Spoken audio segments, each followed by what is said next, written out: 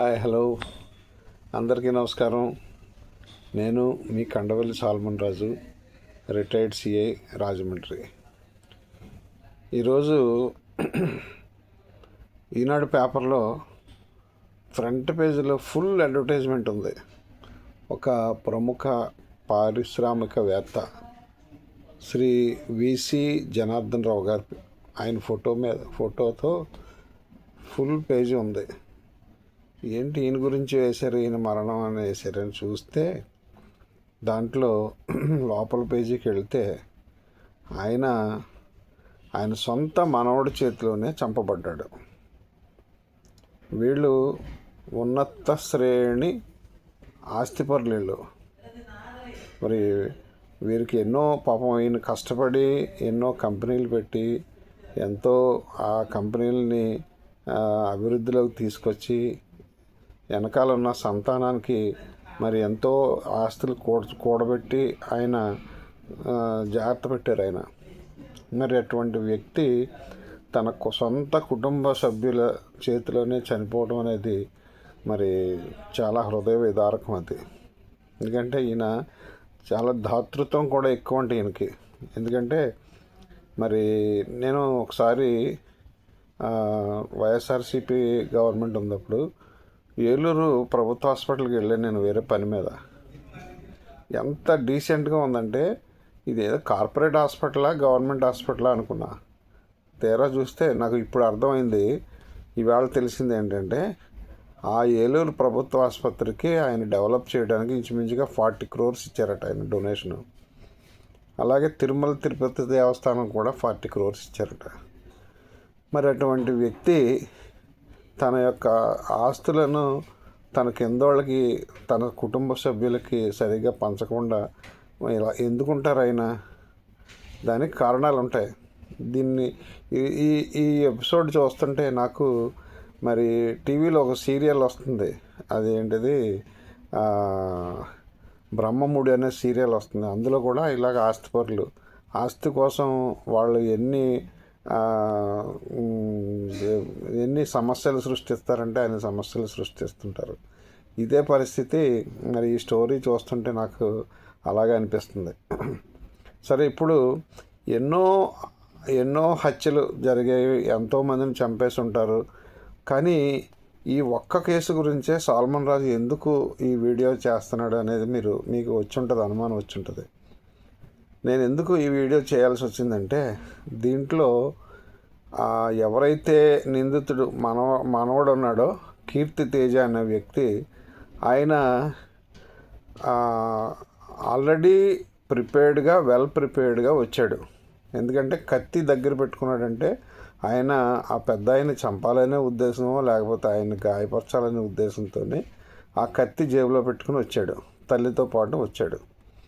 సరే, తల్లి ఆయన వచ్చారు. మరి ఆస్తి పంపకాల విషయంలో మరి ఇంకొక కూతురు కొడుకేమో ఆయన కంపెనీలో మేనేజింగ్ డైరెక్టర్ ఇచ్చారు. మరి ఈయనకైతే ఒక 4 crores షేర్లు ఇచ్చారట ఈయనకి. ఇలాగా నాకెందుకు ఇలా చేసావు, అన్యాయం చేసావు అని అడగడం కోసం ఆయన ఆల్రెడీ వెల్ ప్రిపేర్డ్ చంపడానికని ఆయన ఉద్దేశపూర్వకంగానే కత్తి తీసుకుని వచ్చాడు. అయితే ఇంత ఉన్నత స్థితిలో పెట్టిన ఆయనకి ఎందుకు ఈ కర్మ వచ్చింది, ఎందుకు ఇలా తయారవుతున్నారు, మరి పిల్లలు ఎందుకు ఇలా తయారవుతున్నారు అనేది ఆలోచించాలి మనం. ఇప్పుడు ఆయన ఈ పెద్ద ఆయన్ని చంపడానికి మరి 73 కత్తిపోట్లు, ఎంత ఒంటి మీద 73 కత్తిపోట్లు పొడిచాడంట. మరి నిజంగా అంత కక్ష అంటారా? కక్ష అయితే 2-3 కత్తిపోట్లకే చనిపోతాడు కదా, మరి 73 కత్తిపోట్లు ఎందుకు పొడిచాడు ఆయన? పోనీ అడ్డొచ్చిన తన సొంత తల్లిని కూడా 4 పోట్లు పొడిచాడు. అక్కడ ఎవరన్నా సెక్యూరిటీలో లేకపోతే ఎవరో ఇంట్లో వేరే వాచ్మెన్ లాంటి వాళ్ళు ఎవరో ఉంటే వాళ్ళు ఏదో పట్టుకోవడానికి వస్తే వాళ్ళని కూడా చంపుతానని, దగ్గరికి వస్తే చంపేస్తానని బెదిరించాట. ఇంత మరి ఇటువంటి స్థితికి ఎందుకు వస్తున్నారు పిల్లలు అనేది మనం ఆలోచిస్తే మెయిన్ ఒక మానసికమైన రుగ్మతలు ఎక్కువైపోయినాయి ఈ మధ్యకాలంలో. ఎందుకంటే దీంట్లో రెండు మెయిన్ మీడియా. ఈ మీడియాలో ఎలా అంటే మరి ఫస్ట్ చెప్పుకోవాల్సి వస్తే ఈ సెల్ ఫోన్ వచ్చిన తర్వాత, ఆండ్రాయిడ్ ఫోన్స్ వచ్చిన తర్వాత ఆ గేమ్స్లో అన్నీ కూడా హింస గేమ్సే, చంపుకోవడమే. మరి ఒక ఉదాహరణకి పబ్జి అనే గేమ్ ఉంది. ఆ పబ్జి అనే గేము మరి ఎదుటి వాళ్ళని కాల్చడం, చంపడం ఇదే పని అందులో.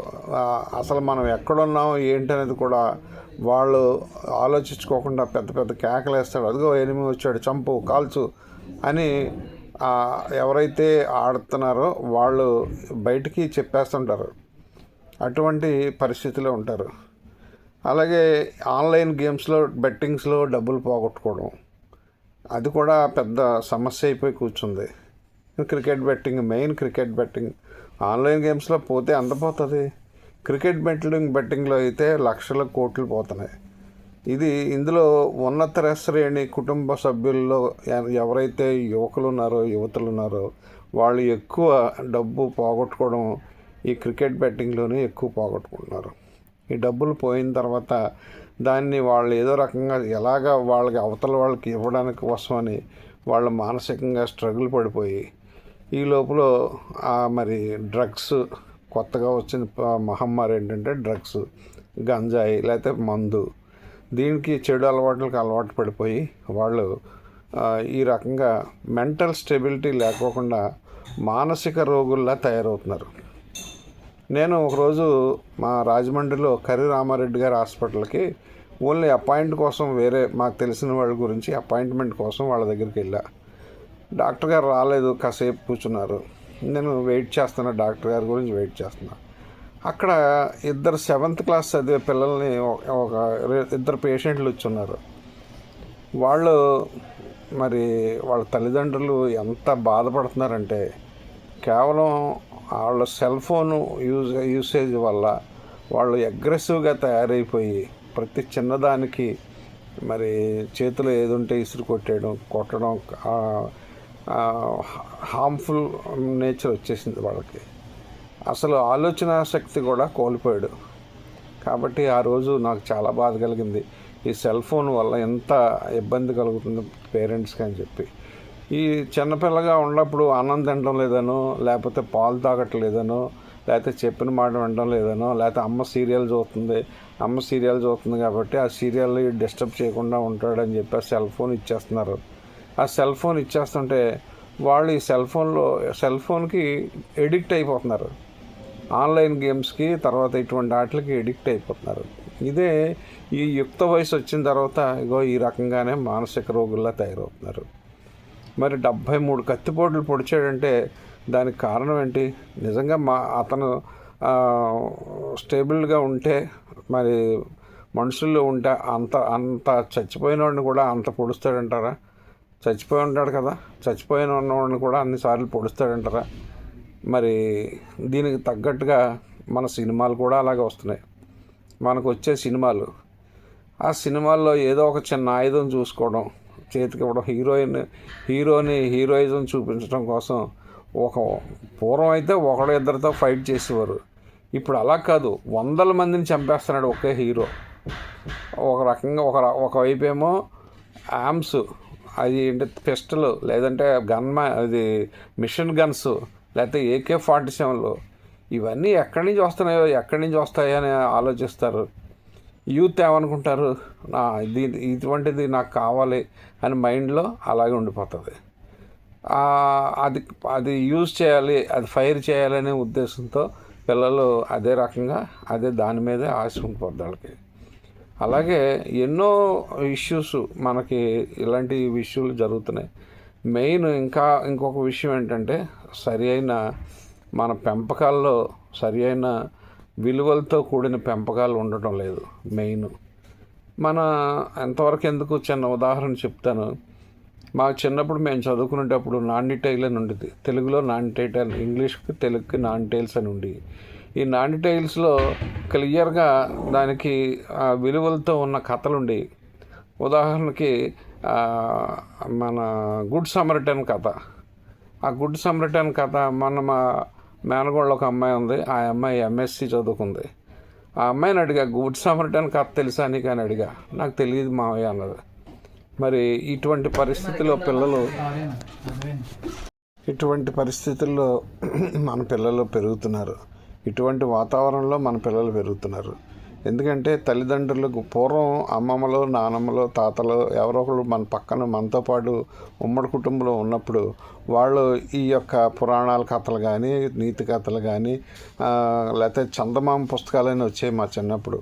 ఆ చందమామ పుస్తకాలు కానీ, అందులో కథలు, నీతి కథలు ఉండేవి. ఆ నీతి కథలు చూసి చదివి పిల్లలు పెరిగేవాళ్ళు. అట్లా విద్యా విధానంలో కూడా ఇటువంటి పాఠ్యాంశాలు ఉండటం లేదు. మరి ఎంతసేపు టెక్నాలజీ అని చెప్పి టెక్నాలజీని తీసుకొచ్చి ఇప్పుడు ప్రజల మీద ఇలాగ రుద్దటం వల్ల మరి ఇటువంటి మానసిక రోగుల్లాగా తయారవుతున్నారు.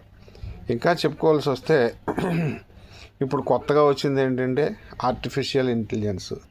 మరి ఆర్టిఫిషియల్ ఇంటెలిజెన్స్ వల్ల మరి ఉపయోగం ఎంత ఉందో మరి తెలిసిన వాళ్ళు అందరూ, నాకు తెలిసిన వాళ్ళు, నష్టం కూడా అంతకు డబుల్ ఉందని అంటున్నారు.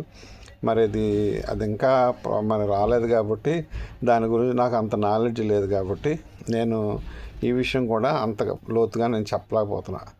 సరే, ఇతను యొక్క మానసిక స్థితి బాగుందా లేదా, బాగోకలేకపోతే చంపాలి అనే ఉద్దేశంతో కత్తి ఎందుకు తెచ్చుకుంటాడు ఆయన? కత్తి కావాలని కూడా తీసుకొచ్చాడు కాబట్టి వాళ్ళ అమ్మ కేవలం అడగడానికి వెళ్దాం రారా అని ఉంటుంది తప్ప చంపేమని చెప్పదుగా, సొంత తండ్రిని చెప్పమని చెప్పదుగా. అటువంటి పరిస్థితిలో ఇతను మరి తన తాతగారిని 73 కత్తిపోట్లు పొడిచి చంపేయడం జరిగింది.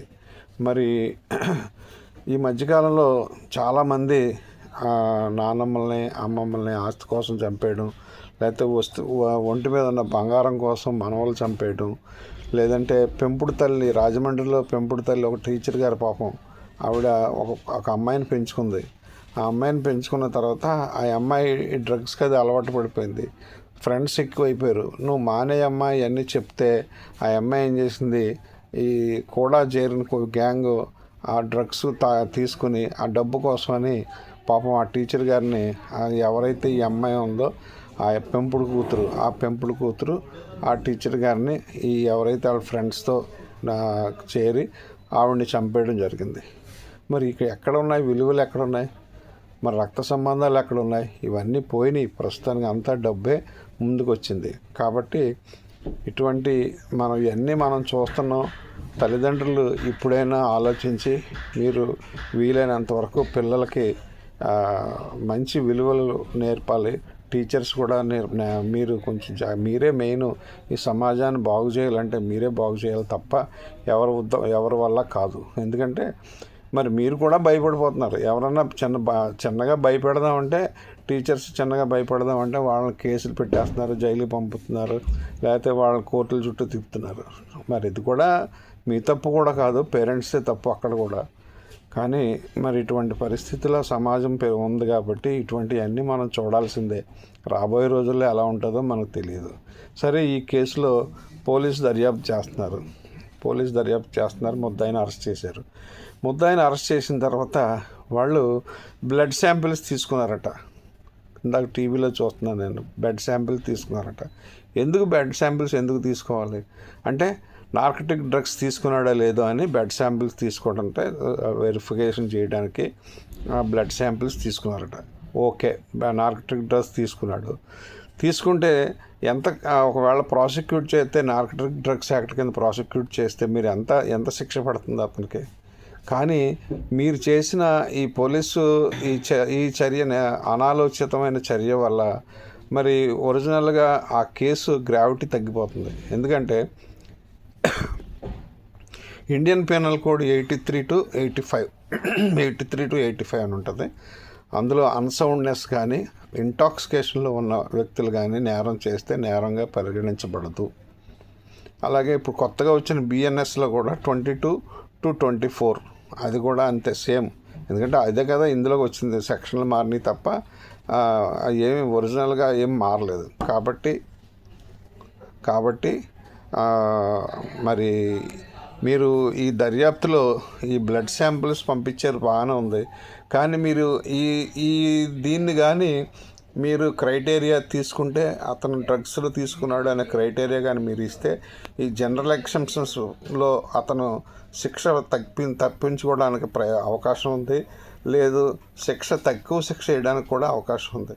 కాబట్టి మరి దర్యాప్తు చేసే పోలీసు అధికారులు, అంటే మెయిన్ ఉన్నతాధికారులే, పోలీసు అధికారులు అంత సరదా ఉంటుంది వాళ్ళకి. ఈ ఉన్నతాధికారులు మరి ఈ ప్రెస్ వాళ్ళు ఏది చెప్తే వాళ్ళకి బైండ్ అయిపోతున్నారండి. మెయిన్ ప్రెస్ వాళ్ళు చెప్పేదానికి గైడ్ చేసేస్తున్నారు. ప్రెస్ వాళ్ళు ఇన్వెస్టిగేషన్ కూడా వాళ్ళే చేసేస్తున్నారు. కాబట్టి మరి పోలీసు వారు దర్యాప్తు సరిగా చేసి ఆ ముద్దాయికి సరైన శిక్ష పడాలని, అలాగే తల్లిదండ్రులు రాబోయే రోజుల్లో పిల్లలకి సెల్ ఫోన్ విషయం కానీ, ఈ డ్రగ్స్ విషయం కానీ కాస్త దూరంగా ఉంచాలని కోరుకుంటూ, మీ సాల్మన్ రాజు.